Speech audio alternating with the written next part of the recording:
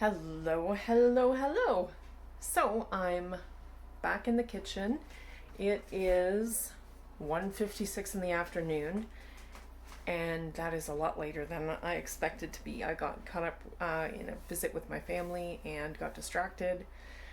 And so ultimately I was kind of hoping to be back at this point at about 11:30-ish, somewhere around there.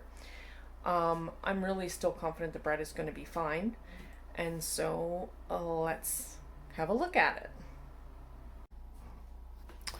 So the bread is at this point, let me take this off. And so you can see it's risen quite a lot from where it was at before, and we've got a nice bubble happening here. We don't have any popped bubbles, on this. And so that's a good sign. It's still at a good point, but we want to really hustle it and get it into the oven quickly at this point, because it's just, if we wait too long, it won't rise in the oven. We won't have oven spring is called. Now, when I was talking about the glass bowl, you can really see, look at all those bubbles in there. That's pretty awesome.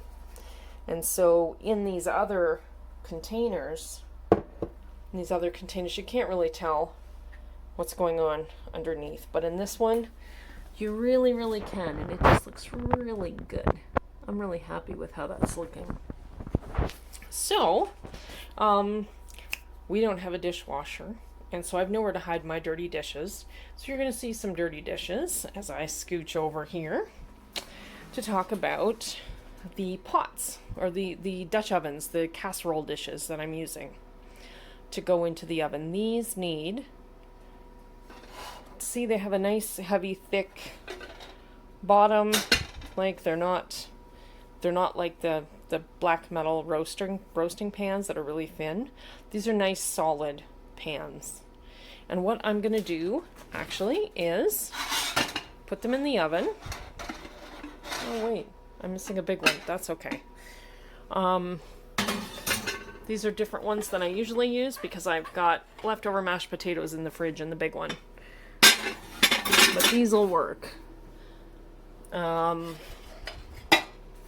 I put those in the oven. The oven is cold right now. It's not on. And so now I'm going to turn the oven to 450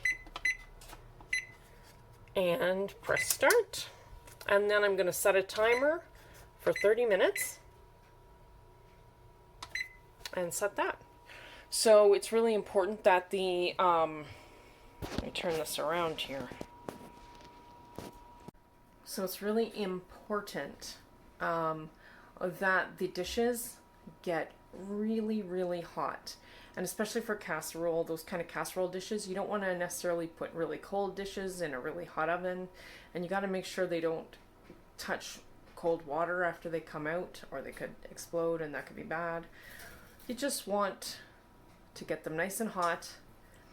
And so when you take that lid off and then you put the dough in, it's going to be going into a nice hot container, and kind of like an oven inside an oven.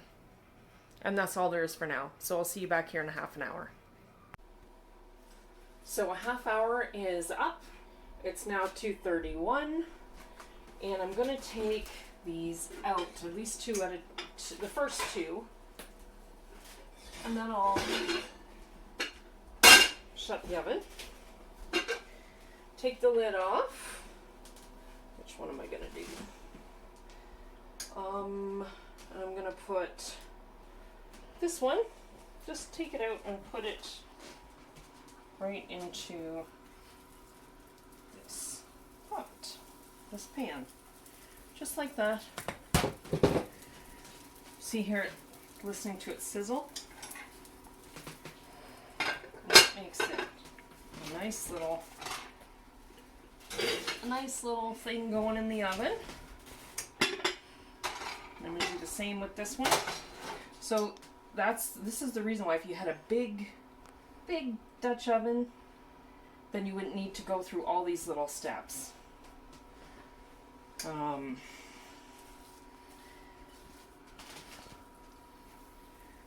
in that goes. You can see the olive oil on that one. And we've got one more.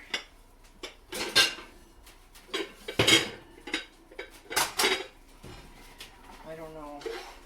My big one is in the fridge. This is not going to work, which is a new thing. So what I'm going to do, I don't even know. This is a problem I did not expect to have. Let's just see what happens when I put it in here. See how it fills it all up? I guess this will be like an experiment one. And I can show you what happens when it's too small. But there we go. We'll put this one in.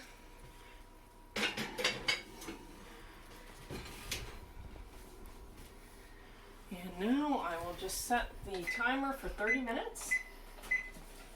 And then we'll come on back in 30 minutes. The half hour is up, the timer just went off. And so now I'm just going to take the lids off.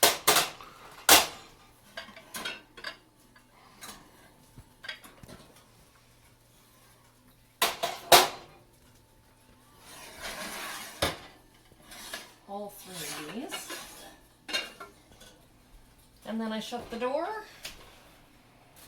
slam the door, and then I set the timer for 15 minutes.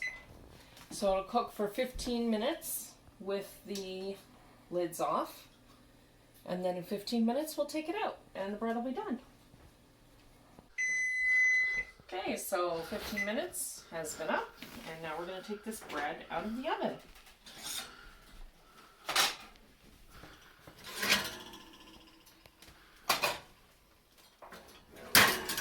Here's the one where it was a little bit small. There was too much bread in here, but it still turns out to be a nice loaf. It just doesn't have the same sort of openings as deeply as the other loaves. Right along here. And the other loaves went a little more round, whereas this one is a little bit more shaped just like the pan. So now we're going to dump them out here.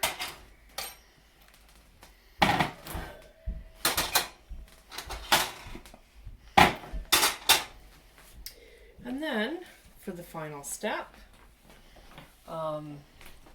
this is ghee. It's clarified butter. You could use butter or you could use margarine. I don't know if you could use olive oil or not, but if somebody uses olive oil and they want to share that it's awesome, then go right ahead. And I use this on it just to keep the outside from being so hard, because this gets really crusty. Oh, awesome. And so I'm going to get quiet in a minute because the bread is starting to make little sizzly kind of sounds.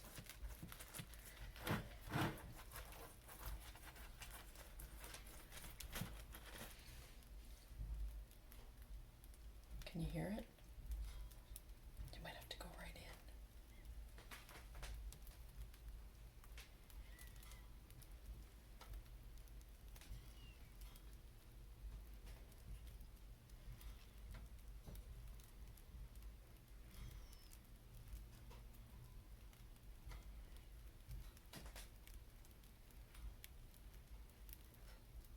Nice sizzling. And some beautiful loaves of bread. And so this entire batch, I did the math. I don't have the math with me. I did the math a few weeks ago and realized that this entire batch of bread costs me $1.22 Canadian. Now in that, I actually used a number that was higher for the flour. So I used $10 for the flour per 10 kilogram bag when I actually get it for 8 something. But I also forgot to count in the cost of the hydro. So I figure those things probably even out. So I would still say $1.22 approximately for this batch of bread.